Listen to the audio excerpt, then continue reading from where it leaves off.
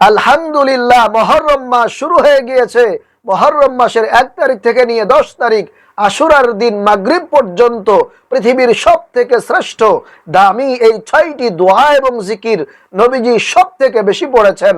তাই আপনিও যদি এই 6টি দোয়া এবং জিকির আশুরার দিন মাগরিব পর্যন্ত পাঠ করতে পারেন, নবীজি ওয়াদা করে বলেছেন 1 নম্বরে আল্লাহ আপনার জীবনের সমস্ত গুনাহগুলো ক্ষমা করে দিবে, 2 নম্বরে আল্লাহ আপনার অভাব অনটনগুলোকে দূর করে দিবেন, 3 নম্বরে আল্লাহ আপনার মনের আশা আকাঙ্ক্ষাগুলোকে পূরণ করে দিবে। আল্লাহু আকবার। 4 নম্বরে আল্লাহ তাআলা আপনার বিপদ আপদ বালা মুসিবত গুলো, চিন্তা পেরেশানি গুলোকে দূর করায় দিবেন। 5 নম্বরে আল্লাহ তাআলা আপনার উপরে খুশি হয়ে যাবেন, সন্তুষ্ট হয়ে যাবেন। আল্লাহু আকবার। তাহলে অবশ্যই আজকে থেকে নিয়ে আগামী 10 তারিখ আশুরার দিন মাগরিব পর্যন্ত পৃথিবীর সব থেকে দামি এই 6টি জিকির আপনারা পাঠ করতে কখনোই ভুলবেন না। কারণ নবীজি বলেছেন মুহররম মাস হলো আল্লাহর মাস, মুহররম মাস হলো অত্যন্ত দামি ফজিলতপূর্ণ মাস। এই মাসের মধ্যে যদি আপনারা এই 6টি জিকির পাঠ করতে পারেন, আল্লাহ তাআলা আরশে আজিম পর্যন্ত কেঁপে উঠবে, আর আল্লাহ তাআলা সঙ্গে সঙ্গে আপনার জীবনের গুনাহগুলো ক্ষমা করে দিবে। আল্লাহু আকবার। প্রিয় ভাইরা মা বোনেরা, মুহররম মাস এমন মাস, এই মাসের মধ্যে আল্লাহ তাআলা অনেকগুলো ঘটনা ঘটিয়েছেন। যেমন এই মাসের মধ্যে আল্লাহ তাআলা পৃথিবী সৃষ্টি করেছেন, এবং এই মাসের মধ্যে আল্লাহ তাআলা হযরতে আদম আলাইহিস সালামকে সৃষ্টি করেছেন।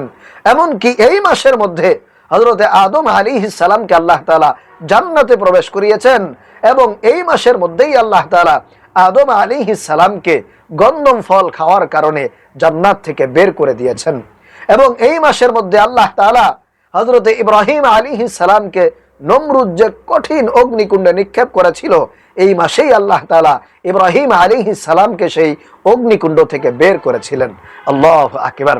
এবং আইয়ুব আলাইহিস সালামকে তিনি তার রোগ থেকে এই মাসে সুস্থতা দান করেছিলেন, এবং এই মাসেই হযরতে সুলাইমান আলাইহিস সালামকে বাদশাহিত্ব দান করেছিলেন, রাজত্ব দান করেছিলেন। আল্লাহু আকবার। এজন্য এই মুহররম মাস অত্যন্ত দামি মাস, ফজিলতপূর্ণ মাস। এই মাসটাকে আল্লাহ রাব্বুল আলামিন অনেকগুলো ঘটনার মাধ্যমে আলাদা করেছেন। এজন্য প্রিয় ভাইরা মা বোনেরা, আপনাদেরকে অনুরোধ করে বলতে চাই, আপনারা সুবর্ণ সুযোগ মিস করবেন না। করবেন তো কপাল খুলে যাবে, ভাগ্য পরিবর্তন হবে। যা চাইবেন আমলগুলো করে আল্লাহ রাব্বুল আলামিন আপনার জন্য তাই কবুল আর মঞ্জুর করে নেবেন। বলুন না সুবহানাল্লাহ। মনে রাখবেন, এই 6টি জিকির ওযু থাকলেও করা যায়, আবার ওযু না থাকলেও করা যায়। তাহলে আসুন আমরা জেনে নেই কোন 6টি জিকির এবং দোয়া আমাদের পাঠ করতে হবে। প্রিয় ভাইরা মা বোনেরা, 1 নম্বরে যে জিকিরটি আপনারা পাঠ করবেন সেটি হলো সব থেকে শ্রেষ্ঠ জিকির, পৃথিবীর মধ্যে সবচেয়ে দামি এবং মূল্যবান যে জিকির, সেটি হলো লা ইলাহা ইল্লাল্লাহ। লা ইলাহা ইল্লাল্লাহ, এটি আপনারা 100 বার পাঠ করবেন। এই জিকির যদি আপনারা পাঠ করতে পারেন, আল্লাহ তাআলা আরশে আজিম পর্যন্ত কাঁপতে থাকে এবং বান্দার জন্য ফরিয়াদ করতে থাকে আল্লাহর কাছে।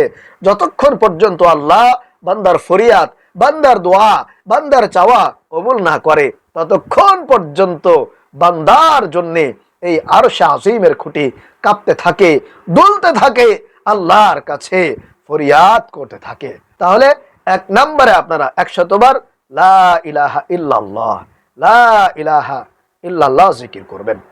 এরপরে 2 নম্বরে আপনারা প্রতিদিন 100 বার নিজের গুনাহের জন্য, অন্যায়ের জন্য, পাপের জন্য, আপনার জীবনের যৌবনের যত গুনাহ আছে, জানা অজানা, শিরকি বিদআতি, সগীরা কবিরা, ইচ্ছায় অনিচ্ছায়, প্রকাশ্যে গোপনে, কল্পনায় মনে মনে, রাতভর অন্ধকারে যত গুনাহ করেছেন, সমস্ত গুনাহের জন্য, পাপের জন্য, ভুল ত্রুটির জন্য আল্লাহর কাছে ক্ষমা চাইবেন ইস্তিগফার পাঠ করার মাধ্যমে।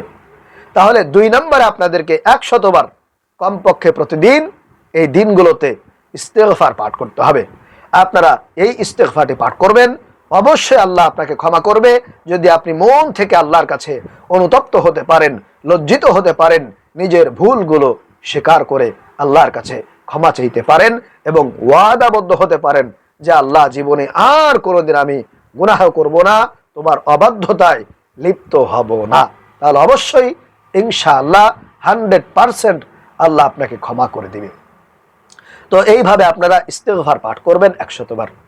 আস্তাগফিরুল্লাহাল্লাযী লা ইলাহা ইল্লা হুয়াল হাইয়ুল কাইয়্যুম ওয়া আতুবু ইলাইহি। অথবা আপনারা ছোট্ট ইস্তেগফার পড়বেন, শুধুমাত্র বলবেন আস্তাগফিরুল্লাহ আস্তাগফিরুল্লাহ আস্তাগফিরুল্লাহ আস্তাগফিরুল্লাহ। তাহলে 2 নম্বরে 100 বার প্রতিদিন ইস্তেগফার পাঠ করবেন। এরপরে 3 নম্বরে আপনারা প্রতিদিন 100 বার নবীজির প্রেম নিয়ে, মহব্বত নিয়ে, ভালোবাসা নিয়ে আল্লাহর নবীকে খুশি করার জন্য, সন্তুষ্ট করার জন্য দুরূদ শরীফ পাঠ করবেন 100 বার প্রতিদিন। ইনশাআল্লাহ আপনার প্রত্যেকটা দোয়া কবুল হবে এবং সেটা খুব দ্রুত, অল্প সময়ের মধ্যে কবুল হবে যদি আপনি এই দুরূদ শরীফের আমলটা প্রতিদিন করতে পারেন। তো ছোট্ট দুরূদ চাইলে 100 বার পড়বেন, অথবা নামাজের দুরূদ, দুরূদ ইব্রাহিম পড়বেন।